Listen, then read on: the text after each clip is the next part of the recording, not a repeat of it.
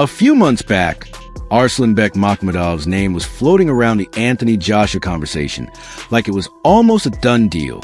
You had this massive heavyweight, 21-2 with 19 knockouts, standing about 1.98 m and around 120 kilograms. And the idea being pushed was simple. Joshua gets his comeback fight. Makhmudov gets the biggest spotlight of his career, and everybody makes money. Makhmudov even claimed there was a verbal agreement in place for him to face AJ once Joshua recovered from the loss to Du Bois and got through surgery. At the time, it sounded like one of those the big guys coming for the big name matchups that boxing loves to tease. But fast forward to now, and the whole vibe around Makhmudov has shifted. Instead of being talked about as Joshua's next opponent, he's suddenly being discussed as a potential option for Tyson Fury's return. And if you know how boxing matchmaking works, that tells you a lot right there. When a fighter's name moves from AJ comeback opponent to Fury return opponent, the real question becomes who's driving the conversation and why. Because these aren't random call-outs. This is business, branding, and calculated risk all rolled into one. Frank Warren, Fury's longtime promoter and one of the savviest operators in the sport, has looked at Makhmudov and basically seen a sellable product.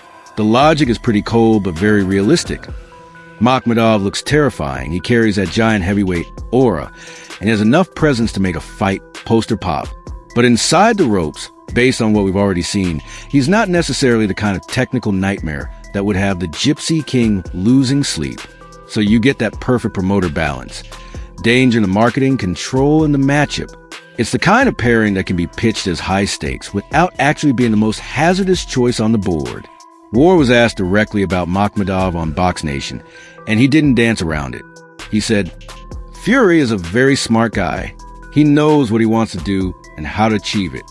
Of course, there's a discussion about opponents and so on, but he is not stupid. He knows what he has to do. We could do it to fight against Makhmudov." That quote is basically Warren telling you Fury is steering the ship, and if Fury decides Makhmudov is the right opponent, Warren can make it happen. If you follow sports the way I do, this feels like the same kind of strategic scheduling you see in the WNBA when a team returns a superstar from injury. You don't just throw them into the most chaotic matchup on day one. You put them in a spot that makes sense, where they can look like themselves again, where the event still draws attention, and where the odds of something going sideways are lower than the internet wants to admit. That doesn't mean it's easy, because no heavyweight fight is truly easy, but it does mean it's chosen with intention. Now, to understand why Makhmudov is even in this conversation, you have to look at what he's done recently, and also what's happened to his reputation over the past couple of years. In October 2025, he came back with a strong performance, beating Dave Allen by unanimous decision. That kind of win matters because it shows he can go rounds, he can stay composed, and he can put together a dominant night without relying purely on an early knockout. After that fight, Makhmudov talked about his dream opponent being Anthony Joshua, and he repeated the claim that Joshua had promised him a fight. So from his side, he would try to speak that matchup into existence and keep himself attached to the AJ brand. The problem is, boxing fans have long memories, and Makhmudov's invincible giant image took real hits before that Dave Allen win. In 2023, Ajit Kabale knocked him out, and it wasn't one of those fluky endings people can excuse away. That loss cooled off the hype because it suggested Makhmudov wasn't just beatable, but beatable in a way that exposed technical gaps. Then in 2024, Guido Vianello stopped him as well. His corner retired him due to eye problems. And the bigger takeaway for fans wasn't just the stoppage itself, but what it revealed. The storyline that started to stick was that Makhmudov's defensive issues were a serious vulnerability, not a small flaw that could be patched overnight. So when Warren looks at Makhmudov and calls him a possible opponent for Fury, you can see what he's seeing. Fury is a veteran. He's been in with elite fighters.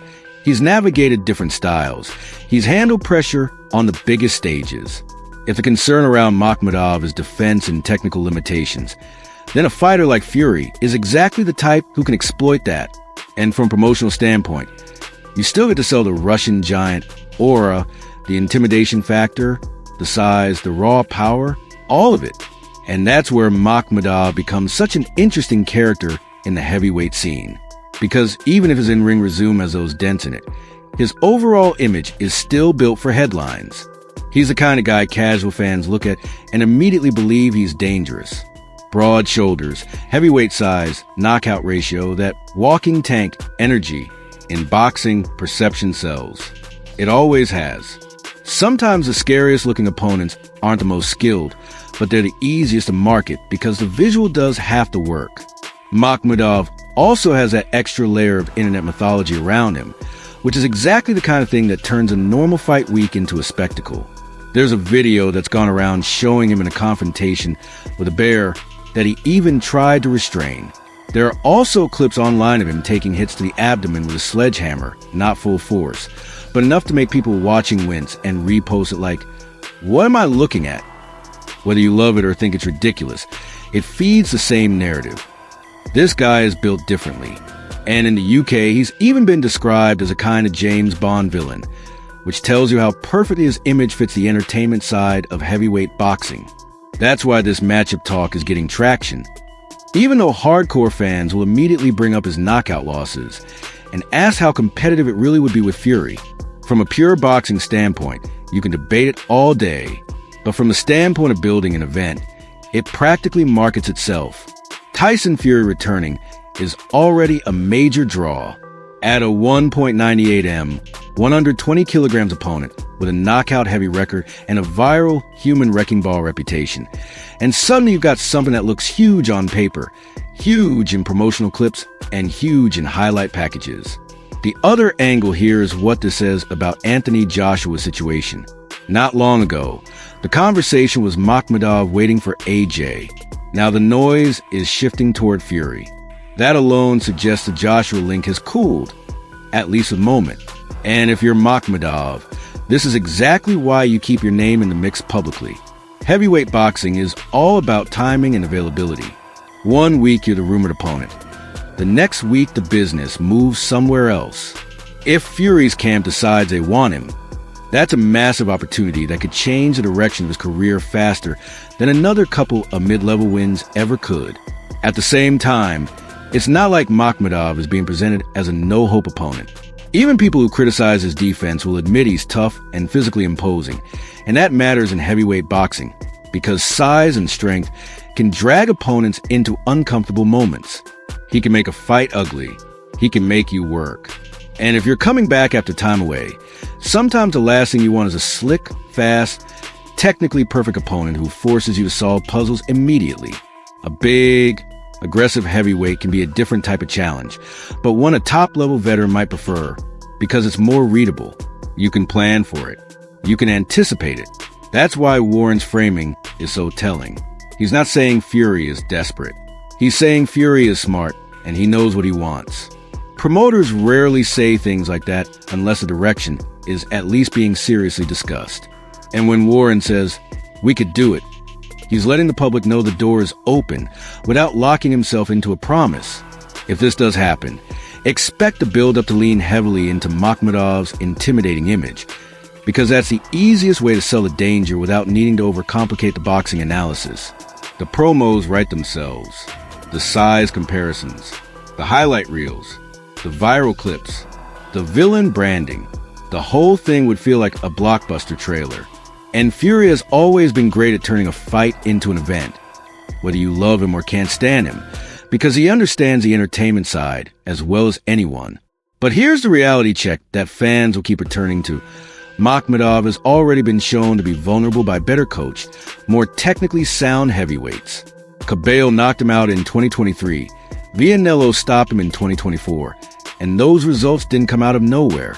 They came from weaknesses that opponents could target. So if this becomes Fury's return fight, the big question won't just be, can Makhmudov hurt Fury? It'll be, can Makhmudov protect himself long enough to make a real fight? And that's what makes this situation such a classic boxing setup. You have a fighter who looks scarier than he's proven inside the ring at the highest levels, being lined up as a potential opponent for a superstar who knows how to control a fight and control promotion. You've got the name value on one side, the intimidation factor on the other, and a promoter in the middle who knows exactly how to pitch it, so it feels like must-see heavyweight drama. So keep your eyes on how this develops. Because even if it doesn't end up being the final choice, the fact that Frank Warren is comfortable talking about it publicly is a signal in itself. Makhmudov went from being linked to Anthony Joshua's comeback plans to being floated as a Tyson Fury return opponent. And in heavyweight boxing, that kind of shift tells you negotiations and options are constantly moving behind the scenes. And if Fury does come back, the opponent choice will tell us everything about how serious a return is, what the long-term plan looks like, and how much risk his team is